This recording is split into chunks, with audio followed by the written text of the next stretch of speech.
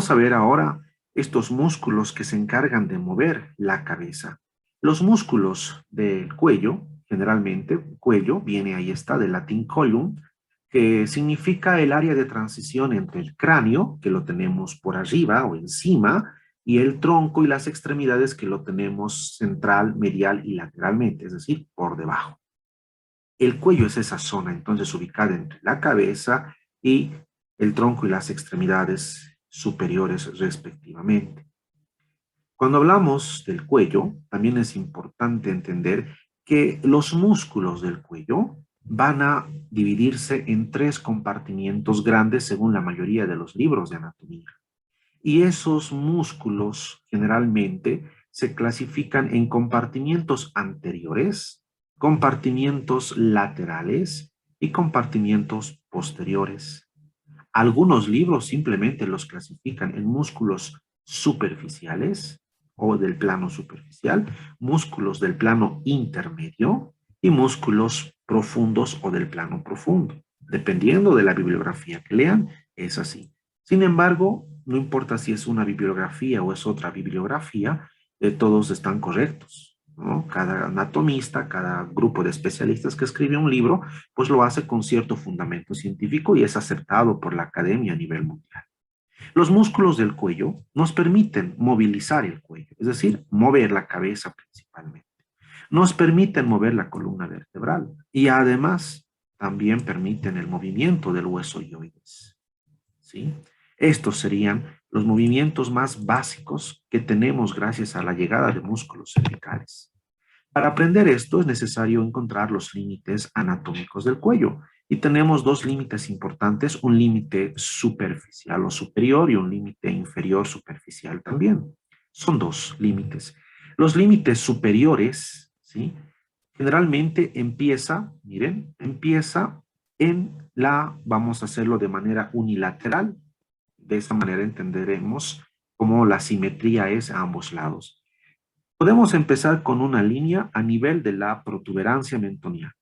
Como están viendo en la imagen, podemos simplemente trazar una línea por todo el borde inferior de la protuberancia mentoniana, el cuerpo de la mandíbula, pasando por el ángulo de la mandíbula, ascendiendo por el borde posterior de la rama ascendente de la mandíbula y llegamos aquí a este ángulo de implantación del pabellón auricular. Tenemos dos ángulos de implantación conocidos. Este que sería el ángulo de implantación superior del pabellón auricular y este que sería la implantación o el ángulo de implantación inferior del pabellón auricular. Estos puntos de implantación también son puntos de referencia para hacer disección de cadáver y poder sacar la piel, por ejemplo, como una máscara. Estos son puntos anatómicos importantes. Así que aquí tenemos el límite superior. Empezamos a trazar de esa manera las líneas. Vamos por el borde posterior de la rama ascendente. Llegamos hasta el ángulo de la implantación inferior del pabellón auricular. Llegamos a la articulación temporomaxilar. De esa manera, ¿no? Seguimos, nos vamos y aún seguimos trazando. Vámonos a dirigir directamente hasta la protuberancia occipital externa, como están viendo ahí, y termina en la línea nucal, ¿sí? O en la línea occipital superior, antes conocido como línea nucal, ahora conocida como la línea occipital superior. Y ahí terminaría el límite superior del cuello. Y lo mismo hacemos del lado izquierdo. Y ahí está la región limitante superiormente hablando del cuello. Y ahí para abajo es región cervical. ¿Y hasta dónde se extiende la región cervical o cuello? Pues tenemos que delimitar también una línea inferior. ¿Y por dónde empezamos? Empezamos en el esternón, ¿no? Tenemos aquí que es la horquilla esternal. Aquí empezamos en la horquilla esternal. En su borde superior del manubrio del esternón, seguimos la cara superior de ambas clavículas, ¿sí? Hacemos esa delimitación.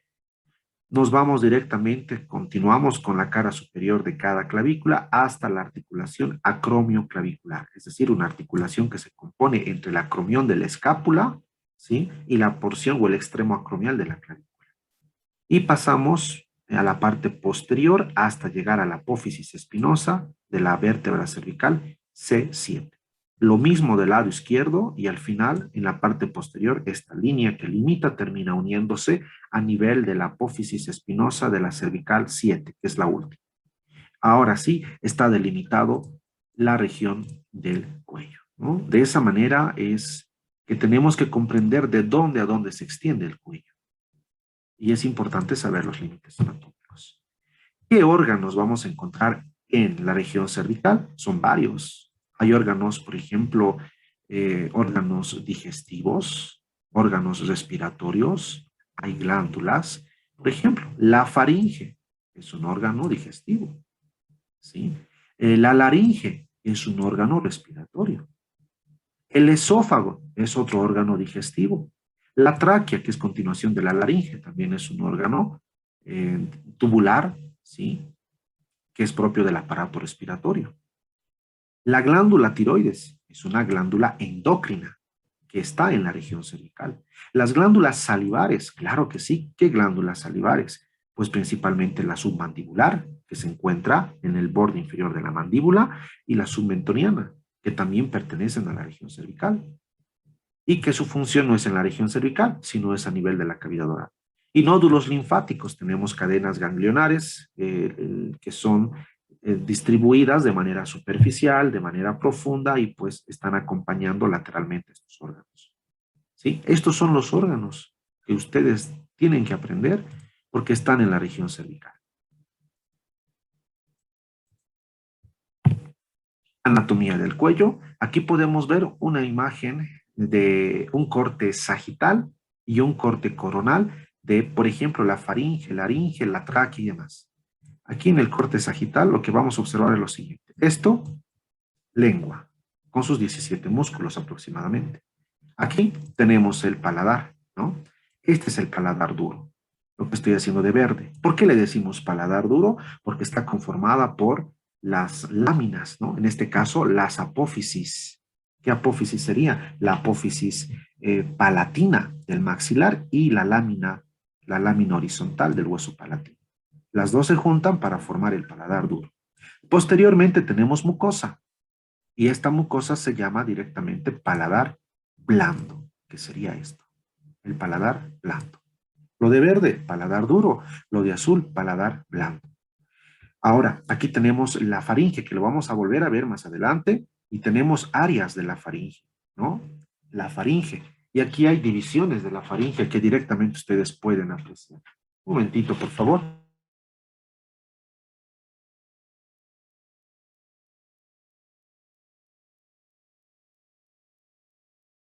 Muy bien. Entonces, miren la rinofaringe. ¿Por qué le decimos rinofaringe? Porque es la porción que se encuentra entre la cavidad nasal y la faringe. A esta porción le decimos rinofaringe. La orofaringe, ¿qué significa? Que es la porción que comparte con la cavidad oral. Entonces hay dos cavidades. La cavidad nasal, en la parte posterior, se abre a la faringe. La zona rinofaringe. La cavidad oral, en la raíz de la lengua, en la parte posterior, se abre a la orofaringe. Por eso se llama orofaringe, oro de cavidad oral. En la parte inferior tenemos la laringofaringe, que es una estructura que se comparte entre la faringe y la laringe. ¿Y dónde está la laringe? Esto que voy a dibujar de color amarillo es la laringe. Y lo vamos a ver igual, tenemos más imágenes de laringe. Esa es la laringe, ¿no? Entonces, miren cómo hay divisiones anatómicas importantes. La laringe se continúa con ¿qué? Se continúa con la tráquea. Entonces, aquí vemos la tráquea, que se continúa, y la tráquea se va a continuar con los bronquios principales. Cada bronquio va a ir un pulmón. Estos bronquios se van a dividir en bronquios segmentarios, primeramente bronquios lobares, bronquios segmentarios, y de esa manera se forma el árbol bronquial, ¿no? En cambio, la faringe, ¿con qué se continúa? Viene la faringe y se continúa con el esófago. Aquí está el esófago. Vamos a hacerlo de azul.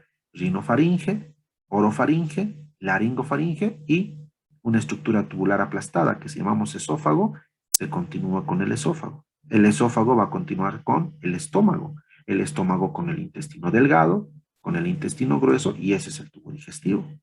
Cuando ustedes ingieren un alimento, sea cualquier alimento, duro, sólido, incluso una bebida, ¿sí? Agua, refresco, Aquí tenemos una válvula muy poderosa que lo vamos a ver con la laringe que se llama la epiglotis. Este poderoso cartílago epiglotis, muscular, ¿sí? Membranoso y demás, cierra. Cuando tú estás comiendo, ingieres el bolo alimenticio, la epiglotis cierra la laringe y todo el alimento va a pasar directamente a la faringe, en este caso a la orofaringe, para que luego vaya por la laringofaringe y se va al esófago, se va al estómago y de esa manera, pues al tubo digestivo. Cuando tú no estás comiendo ni bebiendo y estás hablando y estás respirando, entonces esta válvula llamada epiglotis se abre. ¿Para qué? Para que el aire pase a la laringe, de la laringe a la tráquea, de la tráquea a los pulmones. Y de esa manera hay un intercambio gaseoso. Si tú tuvieras un problema, un defecto, una patología, un traumatismo a nivel del epiglotis, imagínate las complicaciones, ¿no? Porque esta válvula tiene que cerrarse perfectamente y se abre también por estimulación nerviosa perfectamente. Esa es eh, una imagen en un corte sagital. Y lo que están viendo aquí son directamente las vértebras, ¿no? Aquí están viendo, miren, ¿sí? Aquí tenemos los cuerpos vertebrales, aquí están las apófisis espinosas de cada vértebra. Este canal que están viendo aquí es el canal vertebral donde está la médula, pues obviamente la médula espinal. Esto que están viendo aquí, esto es la glándula. ¿Qué glándula? Pues la glándula tiroides, ¿no? Y así podríamos identificar tantas estructuras importantes que hay a este nivel. En el corte, en el corte coronal se puede observar la epiglotis más completa. Esta es la epiglotis con sus diferentes cartílagos, son 9 cartílagos que componen la laringe, ¿sí? Y cuando hay un proceso viral, nos da una patología conocida como la laringitis. Vamos a ver también eso el día de hoy. Bien, simplemente un recuerdo, una introducción de lo que vamos a ver. Este es un estudio por imagen en las cuales siempre pues vamos a poder observar en una simple radiografía, con mayor razón en una tomografía o en un ultrasonido, que ahora sí así se lo conoce a la ecografía, que es su otro nombre nada más, podríamos apreciar también los diferentes cortes que acabamos de ver. Vamos a hablar de las regiones del cuello. Para hablar de las regiones del cuello tienen que comprender que hay 3 tipos de regiones, una región anterior, una lateral y una posterior. De esta manera también se estudian los músculos y los paquetes vasculonerviosos del cuello, ¿sí? Ahora vamos a empezar con la explicación de los músculos del cuello. Aquí vamos a tener principalmente, ¿sí? Vamos a empezar con estos músculos. Son considerados músculos anteriores, pero algunos libros también les dicen los músculos anterolaterales, porque van de lateral a anterior o de anterior a lateral y viceversa. ¿Sí? Estos músculos del cuello en su mayoría van a permitir movilizar la cabeza, recuerden, movilizan la columna vertebral, ¿sí? Y protegen también a los diferentes órganos cervicales como la faringe, la laringe, la tráquea, la glándula tiroides, el resto. Miren, los músculos se pueden clasificar en músculos posteriores o dorsales, también llamados extensores. ¿Por qué extensores? Porque gracias a esto extiendes el cuello, es decir, la cabeza se va hacia atrás, hacia posterior, y por lo tanto les dicen músculos extensores porque el movimiento de la extensión es gracias a los músculos de la región dorsal del cuello. Los músculos laterales también son llamados como rotadores o, como otros libros los dicen, flexores laterales. ¿Por qué? Porque van a participar en la flexión de la cabeza en relación al cuello y te van a permitir, ¿no?, lateralizar la cabeza, es decir, mirar a la derecha, mirar a la izquierda, es gracias a los músculos laterales. Y los músculos anteriores, que también son llamados ventrales o prevertebrales. ¿Por qué le dicen prevertebrales? Porque están directamente relacionados con los cuerpos de las vértebras cervicales. Son exclusivamente flexores y eso no deben olvidar. Función de los músculos de los músculos posteriores, extensores o extensión de la cabeza y el cuello. Función de los músculos anteriores, flexión de la cabeza, es relación al cuello. Y función de los músculos laterales, pues son flexores y rotadores, principalmente rotadores, de manera general. Aquí tenemos algunos músculos importantes y pues aquí tenemos las regiones que vamos a ver en este momento. Miren, para hablar de regiones anatómicas tenemos que prestar atención en este músculo importante que es el esternocleidomastoideo. El esternocleidomastoideo, que es todo este músculo que están observando aquí, nos va a ayudar a dividir el cuello en regiones cervicales, tanto de un lado izquierdo como del otro lado derecho. Gracias a esta división del esternocleidomastoideo vamos a tener diferentes, ¿sí?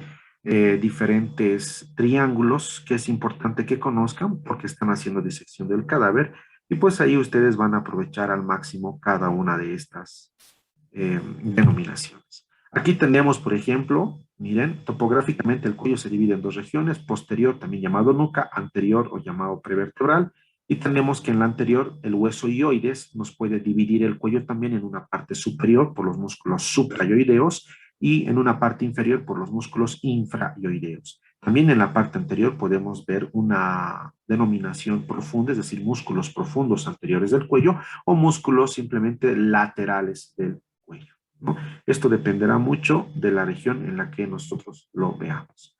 Aquí tenemos algunos triángulos importantes que ya están delimitados, ¿sí? Miren, por favor. Aquí podemos ver claramente que se han formado algunos triángulos gracias al esternocleidomastoideo. Lo que está por detrás del esternocleidomastoideo se ha llamado región supraclavicular, porque está encima de la clavícula. Lo que está por delante del esternocleidomastoideo se puede dividir en dos. Si está por encima del hueso ioides, se llama región suprayoidea. Si está por debajo del hueso ioides, se llama región infrayoidea. En la parte superior del esternocleidomastoideo, en su inserción con la apófisis mastoides, podemos tener una pequeña también, ¿no?, limitación anatómica cervical que se llama región parotidia. ¿Por qué le dicen región parotidia? Porque se relaciona con la glándula parótida. Tenemos otro triángulo llamado región carotidia porque se relaciona con la arteria carótida que está pasando directamente a este nivel. Entonces son regiones que nos van a servir en la parte clínica y semiológica para poder entenderlo con mayor precisión. Para que quede un poquito más claro, tenemos otra imagen. Miren, el esternocleidomastoideo nos ayuda a dividir al cuello en dos grandes triángulos. Un triángulo posterior, que es todo esto que están viendo por detrás del esternocleidomastoideo, y un triángulo anterior que está por delante del esternocleidomastoideo. Dos triángulos grandes. Estos dos triángulos grandes se van a subdividir a su vez en triángulos más pequeños, según la estructura muscular o vascular, ¿sí?, que estén rodeando o que estén conteniendo, pues van a tener diferentes nombres. Y esos nombres están aquí por colores. Aquí podemos ver el esternocleidomastoideo que está con la letra A. Recuerden, este es el triángulo anterior de manera general, ¿no?, lo que está por delante, y este es el triángulo posterior, también hablando de manera general. Ahora quiero que observen, vamos a poner nuestra mirada en el triángulo anterior, lo que está por delante del esternocleidomastoideo. Hay 4 triángulos pequeños que se han dividido del gran triángulo anterior y están por números. El número 4, busquemos el 4. El 4 se llama el triángulo submandibular. ¿Por qué le dicen así? Porque está directamente por debajo de la mandíbula. ¿Sí? Debajo de la mandíbula. Le dicen triángulo submandibular. ¿Qué vamos a encontrar en este triángulo submandibular? Especialmente vamos a encontrar a la glándula submandibular. De ahí viene también el nombre, ¿no? Triángulo submandibular. Bien. Ahora, tenemos otro, el 5. ¿Qué es el 5? Triángulo submentoniano. ¿Qué vamos a encontrar en el triángulo submentoniano? Pues vamos a encontrar básicamente a la glándula sublingual. Además, que también vamos a encontrar el piso de la boca. Estamos hablando del músculo miloioideo principalmente. Algunos nódulos linfáticos, por supuesto, y vénulas que van a estar recogiendo la sangre de la parte de la cara, ¿no? Entonces, si queremos limitar este triángulo, ¿cuál sería la limitación de este triángulo? Sencillo. Decimos que el triángulo submentoniano se extiende. Inferior, ¿sí? Vamos a hablar así. Está limitado inferiormente al mentón. Inferior al mentón, ese es el mentón, ¿sí? Y directamente va a limitarse hasta la parte superior del hueso ioides. Hasta ahí tenemos el otro límite. El cuerpo ioides ¿sí? En su borde superior, hasta ahí llegaría el triángulo submentoniano. Lateralmente, ¿qué vamos a tener lateralmente? Lateralmente vamos a tener el vientre anterior del músculo digástrico. Aquí más o menos a este nivel se encuentra el vientre anterior del músculo digástrico. Y lateralmente ya estamos cerrando este triángulo, ¿no? Su vértice puede ser la sífisis mandibular, que es a este nivel, por supuesto. Entonces miren que estamos limitando el triángulo submentoniano. Debajo del mentón, sínfisis mentoniana, se extiende hasta el cuerpo del hueso yoides en su borde superior y lateralmente se extiende hasta el vientre anterior de los músculos digástricos, tanto del lado izquierdo como del lado derecho. ¿Qué vamos a encontrar en este triángulo? Repito, especialmente la glándula sublingual, ganglios linfáticos submentonianos y algunas vénulas submentonianas, principalmente. ¿Cómo se limita el triángulo submandibular, que era el número 4 que hemos visto hace poco? De la misma manera. Borde inferior de la mandíbula, ahí está, ¿sí? Después se va a ir directamente ¿hasta dónde? Se va a ir hasta el vientre anterior, aquí sería el vientre anterior del digástrico, y vientre posterior del digástrico. Y ahí se formó el triángulo submandibular.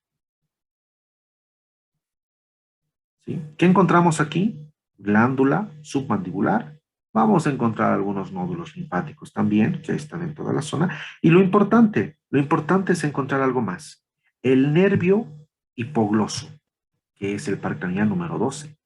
Entonces, para aquellos estudiantes que están diseccionando cuello y quieren mostrar triángulos cervicales, pues no se olviden mostrar esto, triángulos cervicales y mostrar el contenido de estos triángulos cervicales.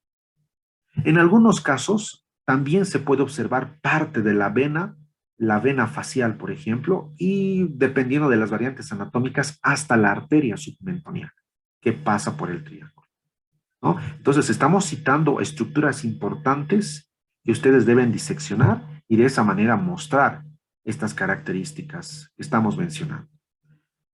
Tenemos el número 6 que está de color amarillo, que es el triángulo carotidio, un triángulo importante para los cirujanos, para los semiólogos, para los traumatólogos, para los cardiólogos, para el cirujano vascular, importantísimo, y también para cualquier médico general, en emergencias principalmente. ¿Por qué le dicen carotidio? Ya deben suponer por qué. Primeramente se va a limitar, vamos a limitar el triángulo entre el vientre posterior del digástrico, ahí estamos haciendo la línea, ¿sí? El vientre superior del músculo homoioideo, el homoioideo también tiene dos porciones, una superior y una inferior, aquí está la porción superior, ¿sí? Y pues tenemos que cesar con el borde anterior del esternocleidomastoideo. Ahora sí, tenemos limitado el triángulo carotidio. ¿Qué contiene este triángulo carotidio? Principalmente la arteria carótida. ¿Sí? La arteria carótida, principalmente. ¿Qué más encontramos aquí? Vamos a encontrar el seno carotidio y el glumus carotidio. Seno y cuerpo carotidio. ¿De qué se encargan estos dos? De controlar la presión arterial y la llegada de oxígeno al cerebro. Uno es quimioreceptor, el otro es baroreceptor, ¿sí?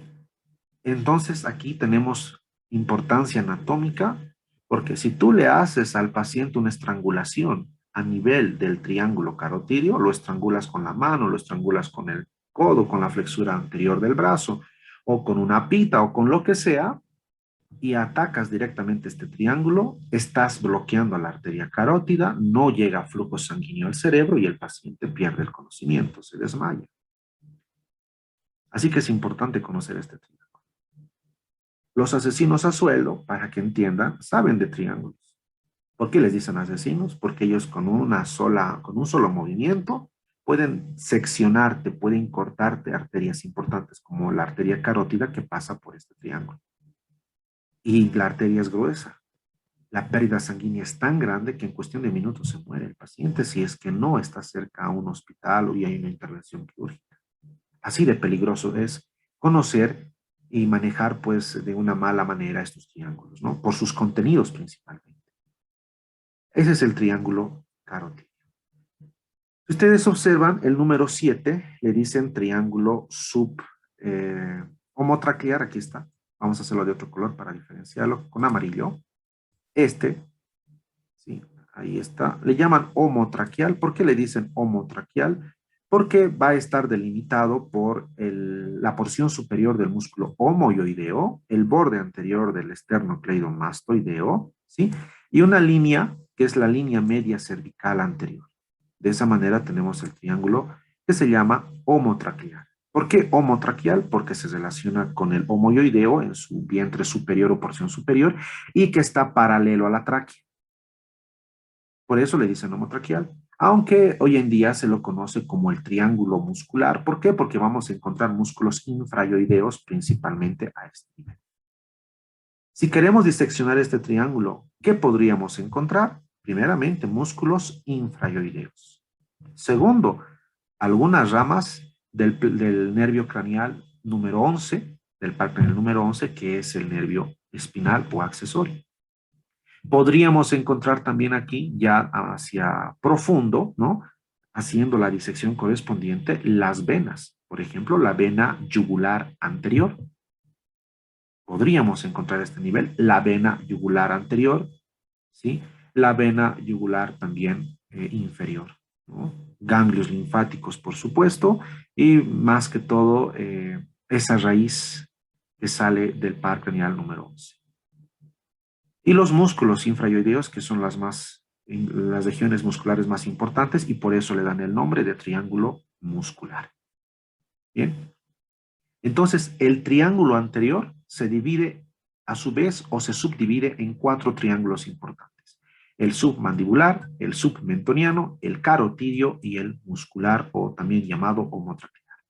Ahora, ¿qué pasa detrás del esternocleidomastoideo? Tenemos el triángulo posterior y tenemos otros nombres también aquí. Miren, el número 1, por ejemplo, el 1, ahí está, se llama fosa supraclavicular menor, no es un verdadero triángulo.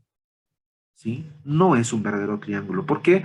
Porque generalmente este es el espacio comprendido entre los dos vientres o las dos cabezas del esternocleidomastoideo.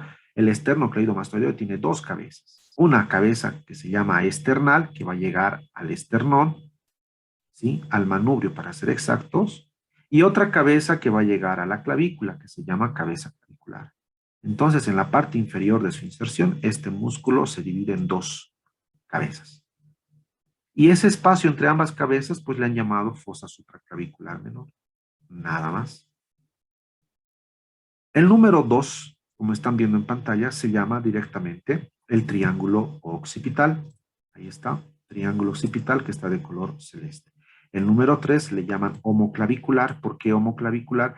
Porque se relaciona con el borde superior de la clavícula y hacia profundidad se va a relacionar con el omóplato. También le dicen triángulo subclavio al número 3 y es importante conocer esto. ¿Por qué? Porque el triángulo subclavio va a contener a la arteria subclavia, tanto del lado derecho, ¿no?, como del lado izquierdo.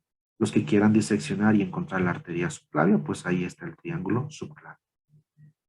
En el occipital vamos a encontrar principalmente músculos, ¿sí? Músculos laterales del cuello, ganglios y nódulos linfáticos, y también vamos a encontrar más ramas del plexo cervical. El plexo cervical está relacionado con este triángulo llamado occipital, ¿sí? Aquí tenemos otro de color violeta o lila, que es el B, que es la región cervical posterior, y el E, que están viendo ahí, es la región suboccipital, ¿no? Entonces, estos serían todos los triángulos importantes del cuello.